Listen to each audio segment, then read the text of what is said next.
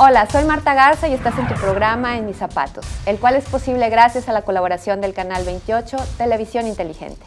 El día de hoy tenemos un invitado muy especial que nos va a platicar sobre la implementación de esta reforma laboral que pues es muy necesaria dentro y ya es un hecho para que podamos implementarla dentro de los tribunales superiores de justicia. Él es el consejero Luis Gerardo de la Peña del Estado de México. Muchísimas gracias por estar con nosotros. Muchas gracias, Marta. Muy contento de platicar contigo y con todo tu amable auditorio. No, hombre, nosotros pues somos los agradecidos de poderlo tener aquí y sobre todo también en el marco de la Semana de la Mediación, donde pues nos va a hablar de toda esta implementación de la materia laboral y qué se espera con esta materia laboral, sobre todo porque pues ahora que se viene a trasladar a los poderes judiciales, pues viene un camino muy amplio por recorrer, ¿verdad? ¿Qué podemos platicar sobre el tema? A ver, pues es un cambio paradigmático. Me parece que es el cambio más importante en justicia laboral en los últimos 100 años. Recordarás tú que en la Constitución de 1617, en la Constitución de Querétaro, esa Constitución de corte social de la que tan orgullosos nos sentimos, pues cambió el modelo. En México anterior a esa Constitución, el derecho del trabajo se encontraba en la órbita del derecho privado. Y a propósito de la Constitución de 17, pues se transita a la justicia social. Y tú recordarás que desde 1917 ya se previó que los conflictos entre patrones y trabajadores serían sometidos a las juntas de conciliación y arbitraje. Pues con ese diseño constitucional y con ese arreglo institucional transitamos 100 años, de 1917 al año 2017. Y ahora el artículo 123, apartado A, fracción 20, primer párrafo, establece de manera categórica que los conflictos entre patrones y trabajadores, entre capital y trabajo, pues, serán sometidos a los tribunales laborales, dependientes del Poder Judicial de la Federación o de las entidades federativas. ¿Cuándo? ¿Cuándo es competencia del Poder Judicial de la Federación y cuándo es competencia de las entidades federativas? El artículo 123, apartado A, fracción 31, inciso A, establece 22 ramas de la industria o servicios que se consideran federales. De manera que si tú eres un trabajador que presta un servicio personal subordinado para un patrón que se dedica a desarrollar alguna de estas 22 ramas de la industria o servicios, será competente para resolver tu controversia el Tribunal Laboral dependiente del Poder Judicial de la Federación. Si no es así, recordarás que en México existe el sistema residual, lo que es competencia federal, se encuentra expresamente previsto así como competencia federal y lo que no lo está expresamente previsto como competencia federal, de manera residual o por exclusión, es competencia local. De manera que si tú eres un trabajador que presta un servicio personal subordinado para un patrón que no se dedica a realizar alguna de estas 22 ramas de la industria o servicios, será competente el Tribunal Laboral dependiente de los poderes judiciales locales. Fíjate que todo el mundo cree que hay más asuntos federales que locales y no es así. En el informe 2018 de la Junta Federal de Conciliación y Arbitraje se informó que en números redondos había 440,000 asuntos laborales en activo. En tanto que el último informe que publicó el INEGI respecto de la justicia laboral local dijo números redondos que había 620,000 asuntos laborales locales. De manera que poniéndole números redondos, si me permites esta licencia, habría un 60% de asuntos locales contra un 40% de asuntos federales, de manera que el reto para los poderes judiciales locales es mayúsculo. Una cosa que vale mucho la pena tener claridad es que recién se dio la reforma constitucional, la gente empezó a preguntarse, oye, ¿los presidentes de la Junta van a pasar en automático a ser jueces? ¿El personal de la Junta pasará en automático a formar parte de las filas de los poderes judiciales? No, no es así. El artículo 123, apartado A, fracción 20, primer párrafo, ya establece que los futuros integrantes de los tribunales laborales serán designados cumpliendo con los requisitos del artículo 94 y 97 por cuanto hace al Poder Judicial de la Federación, de la Constitución, 116, fracción tercera, por cuanto hace a los poderes judiciales locales, y 122, ojo, 122, apartado A, fracción cuarta, por cuanto hace a los tribunales, al Tribunal Superior de Justicia de la Ciudad de México. ¿Qué quiere decir esto? Pues la carrera judicial. Si tú ves el artículo, por ponerte un ejemplo de Poder Judicial de la Federación, el artículo 97, párrafo primero de la Constitución, establece categóricamente que el Consejo de la Judicatura Federal nombrará a los jueces de distrito y magistrados de circuito a propósito de un mecanismo objetivo. Y si lo concatenas con el 94, párrafo octavo de la Constitución, recientemente reformado, ahora en junio, establece que será a través de un examen abierto, un examen de oposición abierto, en el que se deberá garantizar la paridad de género entre los sustentantes para la integración de los órganos jurisdiccionales. Fue precisamente esta la famosa reforma constitucional que le denominaron paridad en todo. Y si tú ya ves la regulación infraconstitucional, es decir, la Ley Orgánica del Poder Judicial de la Federación, lo mismo sucede respecto a la Ley Orgánica del Poder Judicial Mexiquense. No conozco la de Nuevo León, pero debe ser algo muy similar. Hay una convocatoria emitida por el Consejo de la Judicatura, un examen en 3 etapas, un examen escrito de conocimientos generales, un examen práctico, donde tendrás que redactar una sentencia, y un examen oral. Y finalmente el Consejo de la Judicatura hará la declaratoria de quienes resultaron vencedores en este examen. De manera que para acceder a los cargos de titular de los tribunales laborales, pues tendrás que cumplir con estos requisitos, que ya lo señala la Constitución, es decir, la respuesta estaba dada en la propia Constitución. No habría un pase automático.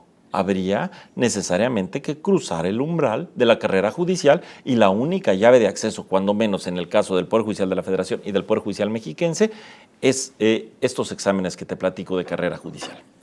De manera que además la propia Constitución ya establece que los futuros titulares de los tribunales laborales tendrán que ser personas con capacidad y experiencia en materia de trabajo, así lo establece textualmente la Constitución, con capacidad, que tengan conocimientos teóricos sobre la materia, y con experiencia, pues que tengan una aproximación profesional real, lo cual, si bien es una garantía institucional, es sobre todo una garantía para los gobernados, que el poder reformador de la Constitución quiso garantizarles que los futuros operadores judiciales en materia de trabajo serán personas que verdaderamente conozcan la materia.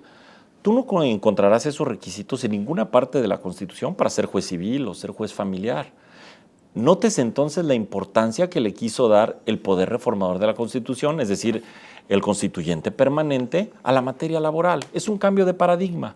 Ahora, en el tema que a ti te interesa, el artículo 123, apartado A, fracción 20, segundo párrafo, establece de manera categórica que previo a acudir a juicio tendrás que necesariamente acudir a una etapa conciliatoria, que en lo local se realizará en el Centro Estatal de Conciliación.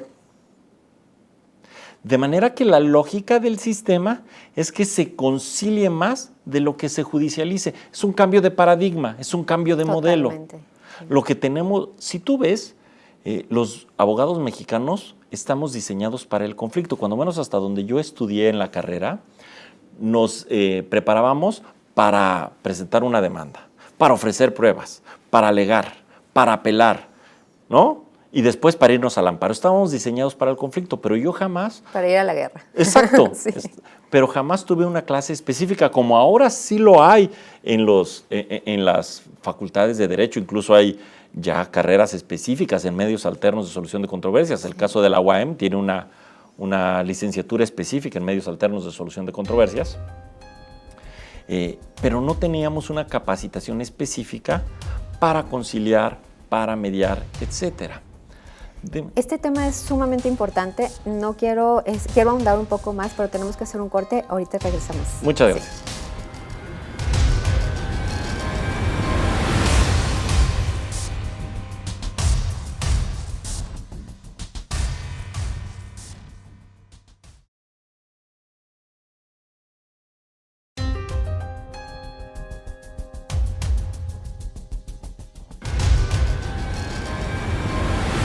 Gracias por continuar con nosotros. Estamos platicando en este segundo bloque con el doctor Luis Gerardo de la Peña, quien es consejero del Estado de México.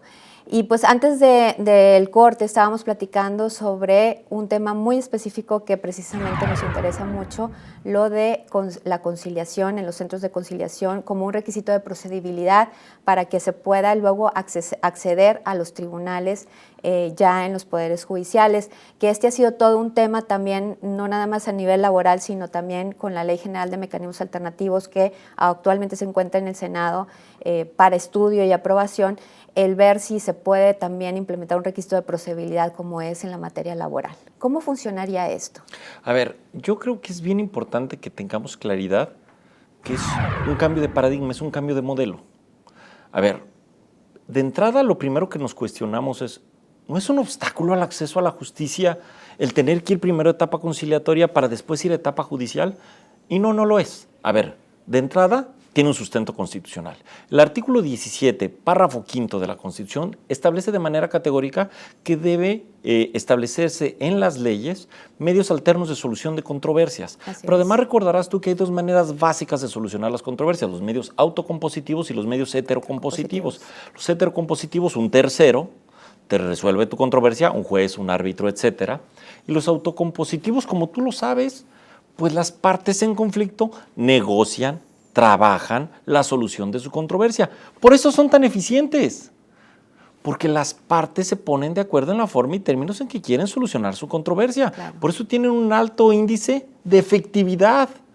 Si nosotros podemos cambiar el paradigma y vemos, por ejemplo, que para que el nuevo modelo de justicia laboral sea eficiente, supone primero una capacitación verdaderamente seria de los funcionarios conciliadores, pero también del foro.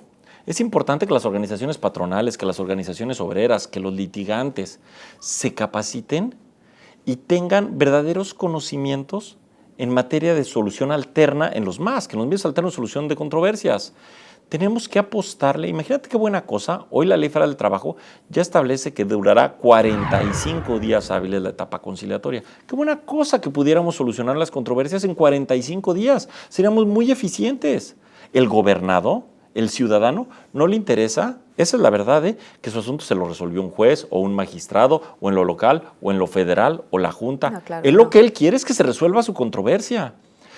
Y si la podemos resolver en medios alternos de solución de controversias de manera muy ágil, si logramos despresurizar a los órganos impartidores de justicia, si logramos ser muchísimo más eficientes y lograr que estos medios alternos de solución de controversias beneficien primero a la ciudadanía, porque podrán trabajar en la solución de su controversia en la manera que más les convenga, siempre que se trate de derechos disponibles, desde luego. Claro. Pero además, que dejemos de costarle muchísimo al Estado, porque cada vez que los asuntos se judicializan, tiene un costo muy importante, ¿no? Por todo el ponderado que implica pues, el pago del salario de todos los juzgadores, del personal jurídico y administrativo, los ponderados de luz, etcétera. Si nosotros podemos tener ahora una cultura que nos permita conciliar, que nos permita hacer más uso de la mediación, etcétera, podemos solucionar nuestras controversias de manera mucho más ágil, pero además de manera más económica. De manera que yo veo que esto es bueno cómo se le vea. Además, el uso de medios alternos de solución de controversias, fíjate qué cosa más interesante, permite reconstruir el tejido social, permite verdaderamente resolver el problema de fondo, no nada más el litigio. De manera que me parece que la apuesta que ahora se hace desde el texto constitucional y que cada vez más se impulsa por los señores y señoras legisladoras, pero además que está siendo bien recibido cada vez más por el foro, por los tribunales, pues es la apuesta a la justicia del futuro. La justicia del futuro me parece que es solucionar las controversias, no nada, el problema de fondo, no nada más el litigio. Y esto es sumamente importante porque lo que acaba de comentar, bueno, nosotros lo vivimos día a día en todas las materias. El solucionar de fondo los problemas hace que realmente pues perdure una relación, claro, que en este caso es importantísima, pues obrero-patrón, en donde pues muchas veces se hace el problema inmenso porque no es malo tener conflictos, es connatural a la condición humana. A la condición humana, exactamente, pero la situación de cómo resolverlo y cómo abordarlo es lo que resulta pues positivo o negativo, ¿verdad? Y entonces el trabajar esto puntualmente y como lo ha dicho, apostar, y no nada más apostar, invertir y trabajar en estos procesos de cultura de paz son el futuro, lo que nos va a ayudar a que pues, podamos resolver los conflictos de una manera pronta, expedita y que tengan un mayor porcentaje de cumplimiento. En el Instituto de Mecanismos Alternativos de Nuevo León tenemos un alto porcentaje de un 80% de todos los convenios que se firman se cumplen de manera voluntaria. Entonces es una prueba, pues ahora sí con datos duros, que dice que es una buena opción y una buena alternativa, ¿verdad? Ahora es romper ese paradigma y trabajar para poder permear esta cultura de la conciliación, no solamente en la materia laboral, sino en todas las materias, porque ya lo dice el artículo 17 constitucional, las leyes deberán prever mecanismos alternativos de solución de controversias, no nada más en la materia penal como lo hacía en el 2008, que hacía un especial énfasis por el contexto que estábamos viviendo del nuevo sistema penal acusatorio, sino en todas las leyes, ¿verdad? Tenemos que hacer un corte, pero ahorita regresamos en nuestro último bloque. Muchas gracias.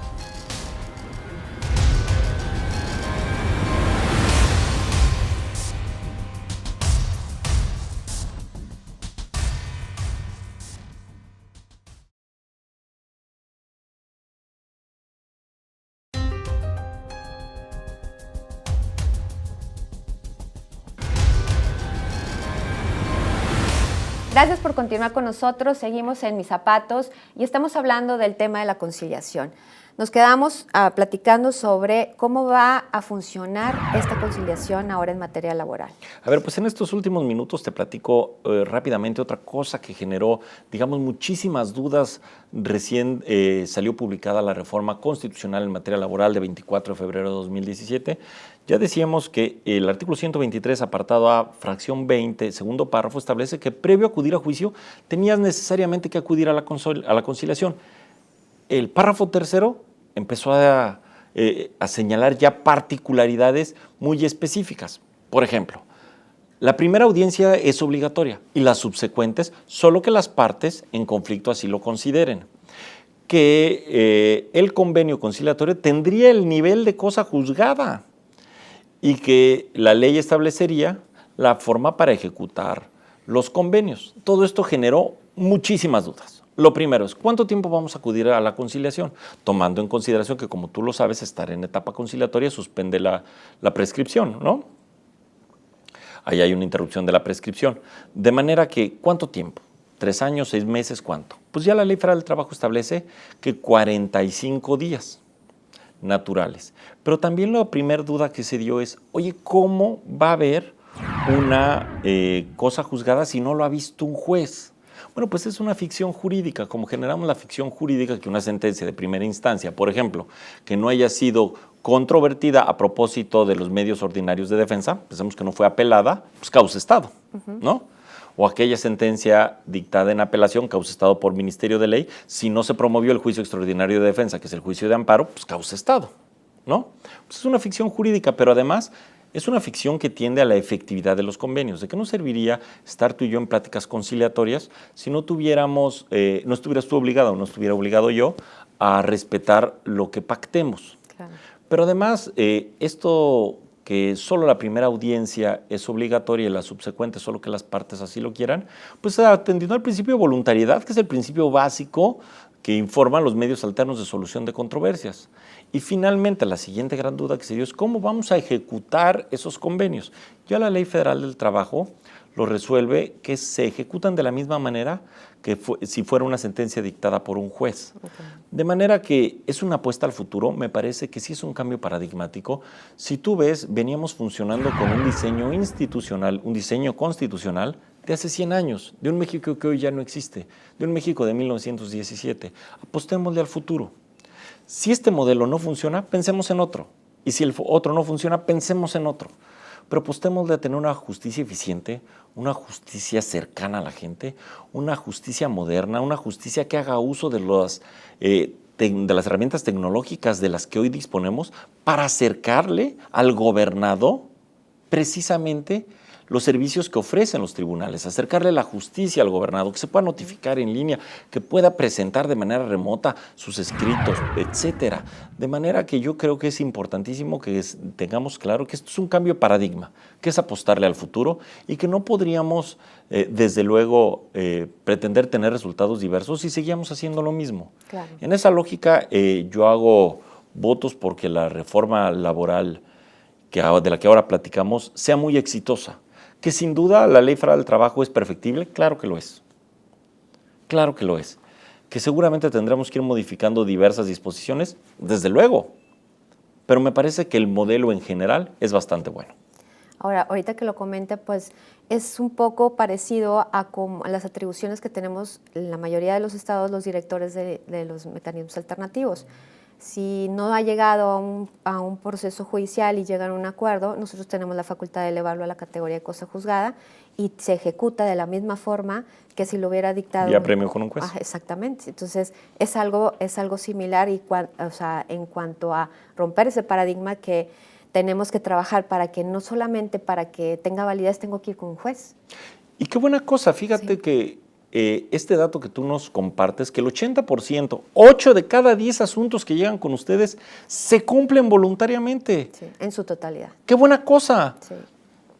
El gobernado, el ciudadano, sí está recibiendo justicia. La justicia no necesariamente la tiene que impartir un juez. La justicia es darle a cada quien lo que le corresponde. Claro. Y si las partes en conflicto pudieron trabajar la solución de su controversia y quedaron satisfechas, pero además de manera voluntaria están cumpliendo, estamos permitiendo que se reconstruya el tejido social. Apostémosle a los medios alternos de solución de controversias. Yo hago votos para que eventualmente se permita la mediación privada en materia de trabajo. Qué buena cosa que un profesional en medios alternos de solución de controversias en su despacho, con sus recursos, pueda auxiliar a las partes en conflicto a solucionar las controversias. Me parece que eso sería sumamente deseable, pero además permitiría que los limitados recursos con los que cuentan los tribunales sean de manera más eficiente utilizados. No necesariamente tengamos que crear tribunales y tribunales y tribunales, sino que podamos pensar en otras maneras de acercar la justicia a los gobernados. Definitivamente es regresarles el poder que ha perdido las personas de tomar las decisiones en sus asuntos, en sus conflictos, a través de los procesos de mecanismos alternativos. Estoy absolutamente de acuerdo contigo.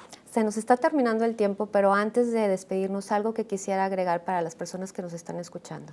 Pues nada más agradecerte a ti y a todo tu amable auditorio que nos permitan dialogar con ustedes sobre estos temas que son importantísimos. Es un cambio paradigmático. Me parece que el gran reto que hoy tienen todos los tribunales del país, todos, es la implementación efectiva de la reforma laboral. Pues muchísimas gracias. Muchas gracias a ti.